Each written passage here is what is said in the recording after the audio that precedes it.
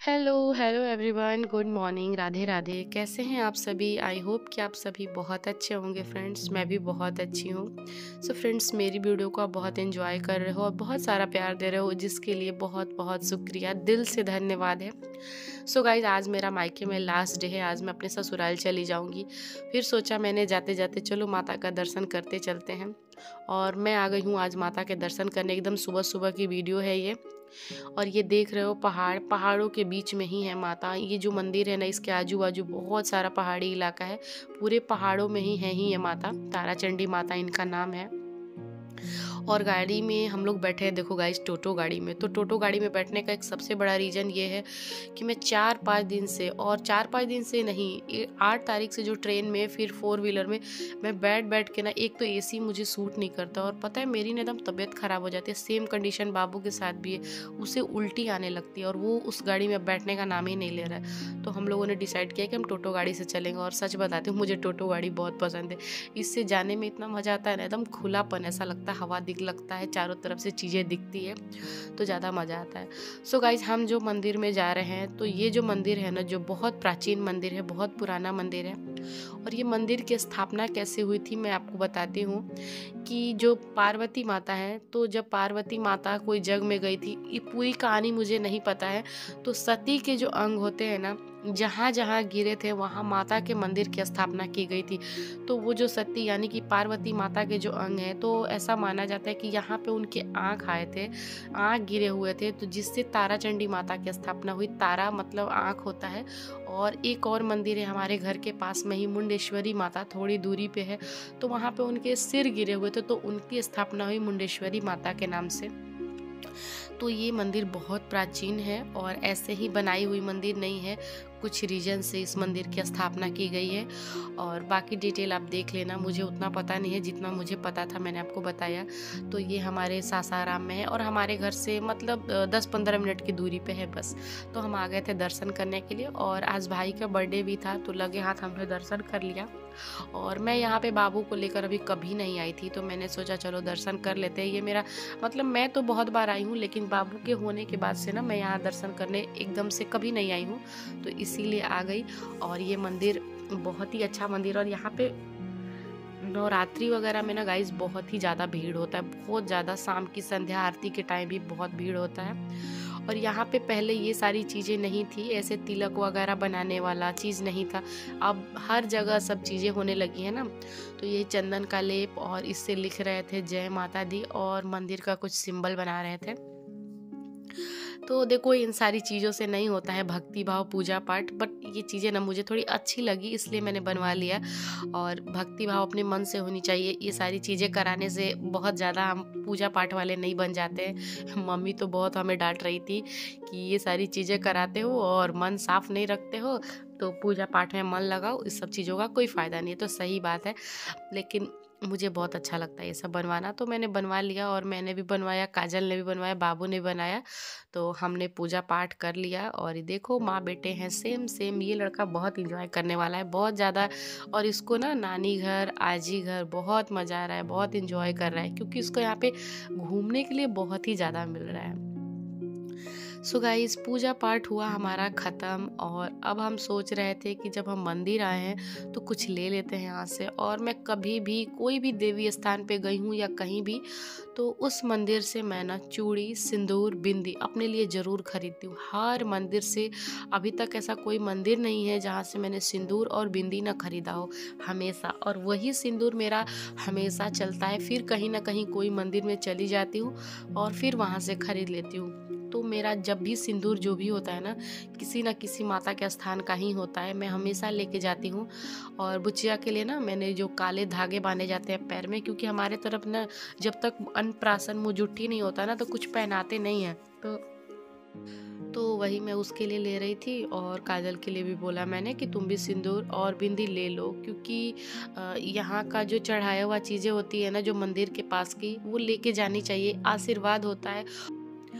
और गाइज़ मैं ना यहाँ पे शॉपिंग तो कर रही थी, पूजा पाठ भी कर रही थी, लेकिन दिमाग में ये चल रहा था कि आज मुझे जाना है। मम्मी तो सैड हो ही जाती है, हम जब भी आते हैं ना तो वो सैड हो जाती है।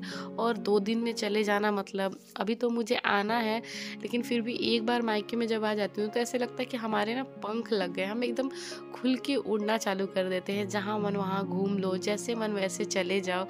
तो मायके की अपनी एक अलग बात होती है। तो मेरा दिमाग तो वहीं पे था कि मुझे आज जाना है।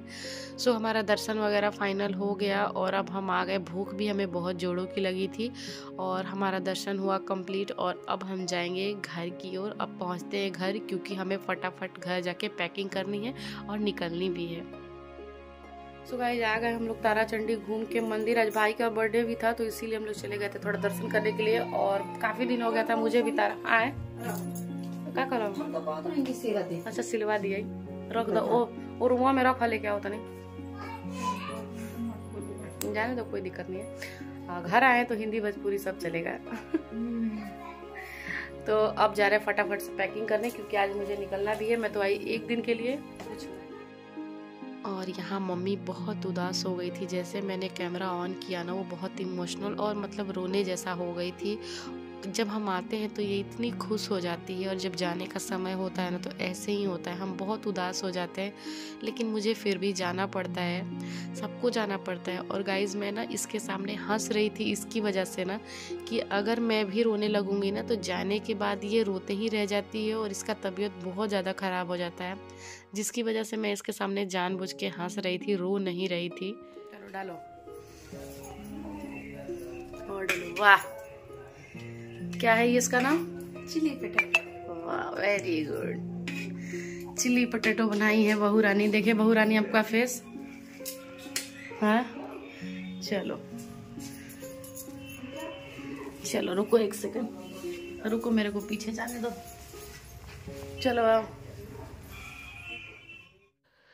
सो गाइस ये है हमारी घर की बहू रानी। और बहू रानी बहुत परफेक्ट है सबकी सेवा करने में, खातिरदारी करने में और इन सारी चीज़ों में। इनको कोई सिखाने वाली चीज़ नहीं है, बराबर करती हैं।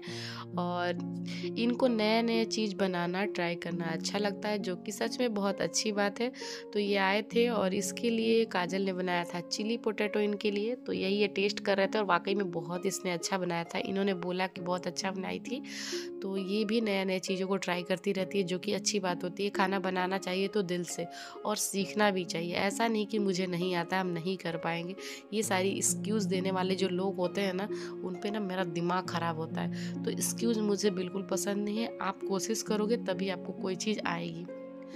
सो गाइस बुच्चिया को मैंने खिला लिया। अब बारी आ गई जाने की, तैयारियां शुरू हो गई। और मैं पहन रही थी पायल। और जैसे जैसे जब तैयारियां करती हूँ ना कि अब जाना है, वैसे वैसे मैं इमोशनल होती हूँ और मम्मी अंदर से एकदम से दुखी होने लग जाती है। तो चलो अब चलते हैं, चूड़ी वगैरह लगाते हैं। क्योंकि मंदिर जब गई थी तो बस एक एक कड़ा वगैरह ही डाला था मैंने। लेकिन जैसे हम ससुराल जाने की तैयारी करते हैं ना तो पूरा गेटअप में जाना पड़ता है। हाथों में चूड़ियाँ अच्छे तरीके से, पैर रंगा हुआ होना चाहिए। तो इस तरीके से हम ससुराल जाते हैं, या फिर ससुराल से अगर मायके आते हैं तो भी प्रॉपर हम अच्छे से तैयार होकर आते हैं। तो काजल यहाँ पे मेरा पैर रंग रही थी। गाइज ये जो चीज़ आती है ना, पैर भरना, ये हमारे में बहुत इम्पॉर्टेंट है। हम ससुराल से मायके या मायके से ससुराल या कहीं भी अगर हम शादी ब्याह कहीं भी जा रहे हैं घर से, तो बिना पैर रंगे हमें नहीं जाना होता है। ये चीज़ें लड़कियों के लिए नहीं है, जो शादीशुदा औरतें होते हैं उनके लिए है ये। तो उनको अपना पैर रंगना ही होता है। और मम्मी ना ससुराल में जब जाते हैं तो ये चीज़ें बहुत नोटिस करती हैं। अगर कभी पैर खाली दिखता है तो बहुत गुस्सा करती हैं, क्योंकि ये चीज़ें करनी चाहिए, रीति है, रिवाज है। और जो सुहागन औरतें होती हैं ना, उनके लिए सारी चीज़ें बहुत इंपॉर्टेंट होती हैं। बॉम्बे तो हम जैसे तैसे रह जाते हैं, लेकिन यहाँ नहीं। तो ये देखो हमारा पैर कितना सुंदर दिख रहा है ना। इस तरीके से तो पैर मेरा कभी दिखता ही नहीं है। तो यहाँ पैर वगैरह भर लिया मैंने। और उसके बाद मम्मी मुझे खोइचा दे रही थी। इसको हमारे में खोइचा बोलते हैं। और खोइचा में देते क्या है, जीरा, हल्दी और कुछ पैसे देते हैं और इसको गांठ बांधते हैं। इस खोइचे का भी बहुत अच्छा मतलब होता है। मैं आपको डिटेल में बताऊंगी कि इस खोइचे का मतलब क्या होता है। तो मम्मी हमें खोइचा दे रही थी और कुछ अनाज के दाने अपने थाली में ले रही थी। और यही खोइचा जो होता है ना, इस तरीके से आंचल में गांठ बांध के बाय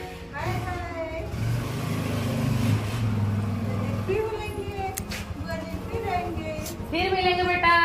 आप कुछ कर दे रहा ले लीजिए। बड़ा मीठा है। बोल बोल पहले।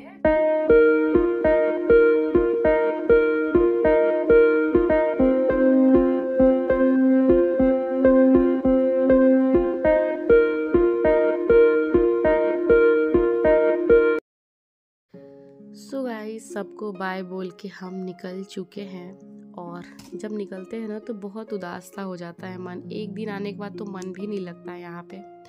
और ये देखो, ये जो कल देख रहे हो ना, हमें बीच रास्ते में ऐसा कल दिख गया, क्योंकि हम जिस रास्ते से अभी आ रहे थे ना, उस रास्ते में ना बिल्कुल भी कोई दुकान ही नहीं था, जिसकी वजह से हम पानी खरीद सके। और बाबू को प्यास लग गई थी तो कल दिखा हमने, तो हम रुक गए और पानी पीने लग गए। और ये जो जगह थी ना, ये मुझे बड़ा अच्छा लग रहा था, क्योंकि ये एकदम खुला जगह था और गांव से बहुत दूर था, ऐसा कोई देखने वाला नहीं था। और इस रास्ते से गांव वाले लोग बहुत कम ही जाते हैं, बहुत कम क्या, ये साइड से वो लोग जाते ही नहीं है। इसीलिए हम बीच में रुक गए थे, नहीं तो फिर गाँव का आना जाना जिस रास्ते में रहता है ना, तो हम इस तरीके से नहीं रुक पाते हैं। तो ऐसे तो मुझे कुछ नहीं पता है, अगर मैं पूछ के ही ऐसा काम करती हूँ, नहीं तो कोई कुछ बोले ऐसा काम ना करो भाई। तो ये तो गाँव है। और देखो, ये जगह बहुत अच्छी लग रही थी, तो बीच में हम रुक गए और यहाँ पे भी थोड़ी बहुत क्लिप रिकॉर्ड कर ली, जो कि बहुत अच्छा लग रहा था। और गांव की चीज़ें अच्छी लगती ही हैं। हाँ, यहाँ पे थोड़ा बारिश वगैरह हो जाता है ना, तो थोड़ा माहौल थोड़ा सा किचपिच हो जाता है, कीचड़ जैसा हो जाता है। नहीं तो गांव में खुली हवा इतनी अच्छी लगती है, बहुत इंजॉय लगता है यहाँ पे। सो रास्तों को किया मैंने इंजॉय और हम पहुँच गए अपने घर। गाइस, घर पहुंचने के बाद ना मेरा मन थक गया था, थोड़ी देर मैंने रेस्ट किया, सिर्फ 10 से 15 मिनट। उसके बाद उठ के मैंने चाय वगैरह सबके लिए बनाया था, क्योंकि 5 बजे से पहले ही मैं पहुंच गई थी। और हमारे यहाँ का नियम है 5 बजे तक चाय बन जाता है। और ये जो रात की क्लिप है, सो गाइस, सबको खाना पीना खिला दिया था मैंने, अपना कपड़ा भी चेंज कर लिया था। और मैं थक गई थी बहुत ही ज़्यादा, मुझे एकदम सोने का मन कर रहा था, क्योंकि आज मेरी सुबह से भाग दौड़ हो रही थी। और मैं आ गई अपने घर ससुराल। मम्मी को बहुत मिस कर रही थी और आज मम्मी रो भी रही थी बाबू के लिए। उसका तो मन नहीं लग रहा होगा, लेकिन क्या करे, गए हैं तो आना भी पड़ेगा। तो चलो अब चलते हैं सोने। सो गाइज, मैं आ गई हूँ अपने ससुराल और अभी रात के बज रहे हैं 9:30। मतलब यहाँ पे 9:30 बजे तक सारा काम खत्म हो जाता है, सब लोग बेड पे चले जाते हैं। और 2 दिन मैं मायके में थी, और पहले जाती थी तो काम भी करती थी, लेकिन इस बार जो 2 दिन रही हूँ ना, मतलब कुछ काम नहीं करी हूँ, कुछ नहीं। ऐसा लगा कि हाँ, भाभी के आने से आराम होता है, ये अभी लगा, क्योंकि मैं काम कर करके ना एकदम सब बोर हो जाती हूँ, थक जाती हूँ। लेकिन इस बार गई मायके, मतलब एक भी काम नहीं किया मैंने, एक भी काम नहीं। वही देखती हूँ, मतलब लड़कियां अपने मायके जाती है तो सडनली उनकी बॉडी खुद ब खुद थक जाती है ना, उनको आराम करने का मन करने लगता है। लेकिन जैसे ही हम अपने जगह पे आते हैं, मतलब हमारी बॉडी में कहाँ से वो एनर्जी आ जाती है, कुछ समझ में ही नहीं आता है। और यहाँ आने के साथ में हम अपनी ड्यूटी पे एकदम प्रॉपर लग जाते हैं। और पता नहीं, मैके गई थी ना, मुझे आलस इतना, मेरे बाबू का भी काम मैं नहीं करती थी, वो भी मम्मी करती थी। आते टाइम बैग पैकिंग भी मम्मी ने किया, जितने भी मेरे कपड़े थे सब वो सुबह में धोई, बैग में पैक करी। मैंने देखा तक नहीं कि मैं बैग पैक की हूँ या नहीं की हूँ। तो जो आराम मैके में मिलता है ना, वो कहीं नहीं मिलने वाला है। और पहले तो जाती थी तो मैं काम वाम भी करती, लेकिन इस बार तो गई हूँ तो ऐसा लग रहा था कि एकदम आराम, बिल्कुल सोई हूँ। सो बहुत 2 दिन इतना आराम मिला, इतना ज़्यादा नहीं बता सकती हूँ। बट जैसे ही यहाँ पे आए, हम अपनी ड्यूटी पे लग गए हैं। और यहाँ पे भी मम्मी पापा अकेले रहते हैं, हमेशा खुद से बना के खाना खाते हैं। तो हम आते हैं तो बैठना बिल्कुल भी अच्छा नहीं लगता है, क्योंकि ये लोग भी, देखो, हमारे मम्मी पापा का ना एज हो जाता है, और हम उनके सामने जब आते हैं ना, तो उनकी आशाएं, इच्छाएं हमसे बहुत उम्मीदें बढ़ जाती है। तो उनको लगता है कि हमारे बच्चे आए हैं, तो सच बताती हूँ, जितने दिन के लिए आना चाहिए ना, उनको करके ही जाना चाहिए। मैके जो होता है ना, मैं आराम वाली जगह होती है। देखो, पहले मैं मैके में बिल्कुल आराम नहीं करती थी, क्योंकि मैं मैके में अकेली थी, अपनी बहन मेरी नहीं है। सो मैं वहाँ जाती थी तो मम्मी को काम करने नहीं देती थी। अब भाभी आई है तो थोड़ा आराम कर लेती हूँ। और यहाँ आती हूँ तो मम्मी पापा हैं, तो अब नहीं मन करता है कि मैं बैठूं और ये लोग हमें खाना बनाएं और ये हम खाएं। ये सारी चीज़ें मुझसे नहीं होता है, बिल्कुल अच्छा भी नहीं लगता है। तो मैं कोशिश करती हूँ कि मैं यहाँ पे जितने दिन रहूँ इन लोग को अच्छा से अच्छा दे सकूँ, और मैं हमेशा कुछ ट्राई करती हूँ नया बनाने का, नया खिलाने का, और ये लोग खुश रहें। क्योंकि पता है जब हम नहीं आते हैं ना कुछ दिन तक, तो ये लोग एकदम सैड हो जाते हैं। हम इतने दूर रहते हैं ना कि लोग मतलब याद करते हैं, बट हम इन लोग तक पहुँच नहीं पाते हैं। बट क्या कर सकते हैं। मैं तो अभी वहां से आई तो मुझे ना सासाराम से जब मैं आई तो मैं इतनी ज़्यादा इमोशनल हो गई। मुझे कुछ टाइम तक तो मन ही नहीं लग रहा था कि क्या करूं, क्योंकि हम बॉम्बे रहते हैं तो चीज़ें समझ में नहीं आती है। लेकिन जैसे ही हम यहाँ पे आते हैं ना, इन लोग के साथ हम जुड़ जाते हैं, फिर हमें यहाँ से बॉम्बे जाने का मन नहीं करता। मैं तो बिल्कुल भी नहीं जाना चाहती हूँ। मेरे साथ तो कभी ऐसा नहीं हुआ कि हम यहाँ पे आई हूँ और मेरा मन ना लगा हो, यहाँ हो या वहाँ हो। हाँ, मायके की बात अलग होती है, वहाँ से लड़कियों का जुड़ाव अलग होता है। सो आज मैं आई ना तो मुझे एकदम आने का मन नहीं कर रहा था।